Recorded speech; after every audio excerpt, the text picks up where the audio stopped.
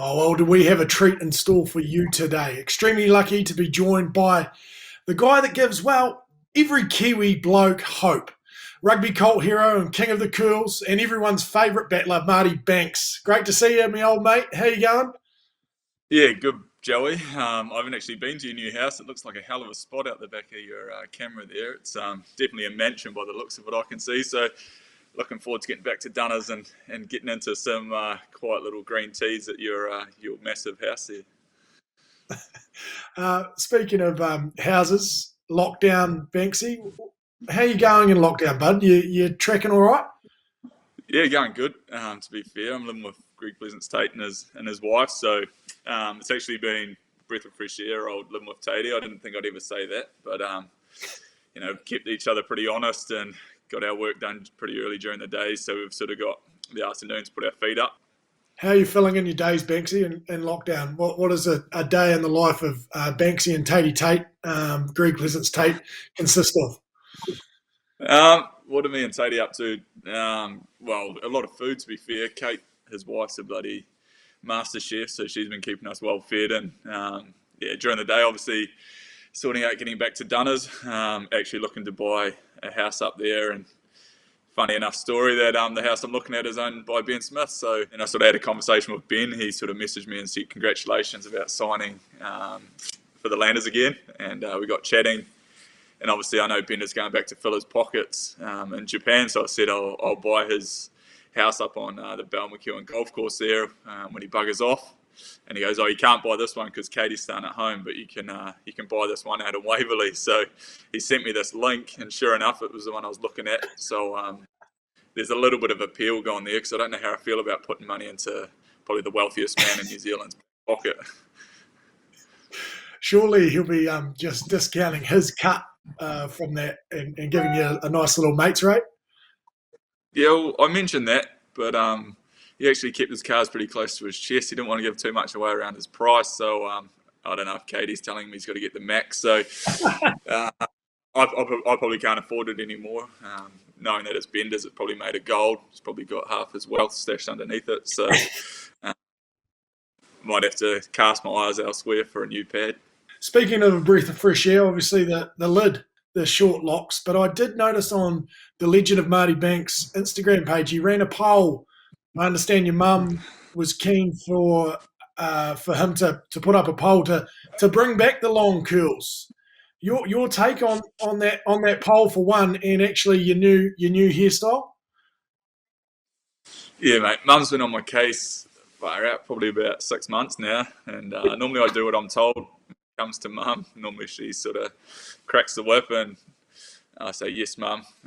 But yeah, she's pretty fixed on me growing the hair back a bit. But I've actually grown quite fond of the shorter lid. Probably should have done it a long time ago, mate. It's I feel like it's taken a couple of years off my age, which is always helpful. But yeah, I think we're going to be in a heated argument with me and the old lady trying to meet in the middle. But it's my hair, so I'll do what I want at the end of the day. You got a lovely girlfriend now, Banksy, Michelle, and I I'm think sure she prefers whatever she prefers. Go with that, mate. I think she voted short, so I'll just stick with short. Keep her happy, mate. If I can keep her happy, then Mum will be happy.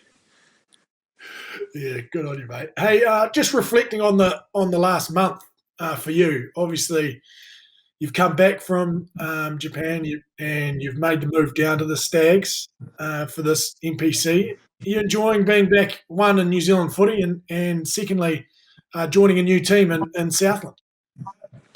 Yeah, mate. I guess the last year and a half in Japan was pretty tough. The first season in top division was emotional roller coaster. I think our average loss was about 78 points or something like that. I think we scored 5 points or 7 points. So, and then the last season we had, sort of, I think because we got such a hiding, I didn't get too much game time. But then the two games we got, or the two games I got put in, was against Kobe, which is the team we lost by 97 points the year before, and we got pipped after the 80th minute, which would have been a hell of a turnaround to win that. And then the next game I got put in was the quarterfinal. So out of about 10 games, I played two, and just the whole season didn't really make sense, mate. I played the hardest game against Kobe, and then got put in for the quarterfinal. So, and at the end of it, there was a chance that they were going to re-sign me, and it sort of fell through. But I think it was the best thing for me, mate. It's need a bit of a change up, and coming back home, there was a pretty hard decision to actually go away from Tassie and move south to Southland. But I guess at the end it was sort of a bit of a selfish decision around me needing to play some footy. Obviously didn't intend for COVID to pop its head up again and stop the season, but the whole intention was to come down here and play my way into a Super Rugby gig or back to Japan. And I had Brownie message me maybe a month or two ago. Just obviously they're probably working through this stuff with Joshy, and he reached out and said, would I be keen? And I just said, I need to play footy, and I'd rather be picked on merit and picked on the fact that I'm their best option to be picked across the country, and sort of just wanted to put that in his court that I'm here to work, and the fire still burns. And coming down here, it was always going to be a risky move. Obviously leaving Tassie, it's a team that I love and will always love, to be fair. And so it's just one of them things. You get to a point where you got to make some tough decisions, and so far it's worked out pretty good. I'm pretty happy down here with Southland, and can't complain too much. In terms of just your decision making around coming to the Landers and not chasing another opportunity in Japan, mate, some people would say you're probably a little bit crazy doing that because you're coming towards the end of your career. If we're being honest, you've probably got a good few years left in you, but why aren't you cashing in on over in Japan and trying to maximise your earnings? What was the reasons for coming home? There was quite a few reasons, mate. There was an option to go back to Japan. Just late in the piece there when sort of we're negotiating with the Landers and Japan. But at the end of the day, mate, I just decided that after being in Japan for 3 years, it's just time to come home. And I love New Zealand, and being in Japan and not playing, like I just got really frustrated. And all I wanted to do was just be a part of a group that I could push myself to be the best player I could be. And I know coming back, I'm going to be challenged. I know the Landers got pretty good setup now, and I know Mitchy's there, and he's had an unreal season last year and got Player of the Year, and he's sort of growing each year. So I know coming back, my place is, I'm going to be under pressure to perform, and I think that's the way every rugby player wants to be. You don't want anything given to you, and my intention is to turn up to the Landers and put as much pressure on Mitchy as possible, and hopefully help the team as much as I can, whether that's on the field or off the field. But I just think New Zealand's a great place to be, mate, and Dunedin, it's got a place in my heart that's pretty special, and the body and mind is in a good place. I don't feel like I'm anywhere near finishing up. I'm sure the body and it will dictate that, as you can allude to a little bit there, Joey. But at the point in time, I'm pretty happy with where I am.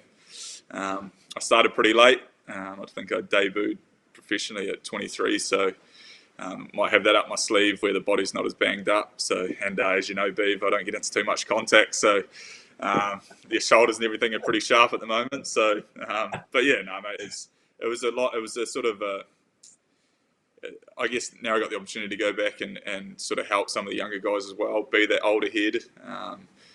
Back in the day, I had some guys like Alex Ainley and stuff like that around me, sort of showing me the ropes. So now I can sort of be that guy. But to be honest, mate, I still want to play. I still want to perform, and still want to test myself against the best players in the world, and that's what we've got in New Zealand. How many returns is it now for the Landers? Is it 3 or 4 times that you've tried to go, then you've come back, or you've gone, come back? I'm running out of fingers to count, mate. And I think that was another big thing. I've always wanted to get 50 games for Tassie. I don't know if that'll happen now, just because it's sort of the path I've chosen. But another big thing was getting 50 games for the Landers. Seeing the boys over the years sort of tick those boxes off, like Bender and Nuggy getting the big numbers, and being in the room when they get sort of presented their stuff, and seeing the 2 crate bottles with your sort of name and stuff plastered across it in the nice little glass cabinet. It's just something that I guess now it gets to the age where those sort of things mean quite a lot. So to get back and be able to hopefully tick off that and stick around for a few more would be pretty awesome. I don't see the next sort of 2 years as being the end point. I'll just sort of let the body and the mind dictate when I finish. And my old man played to 55. I can't see myself doing that, but yeah, I'll just play until I've had enough, mate. But I just love competing, and until that burns away and goes away, then I'll keep chipping away.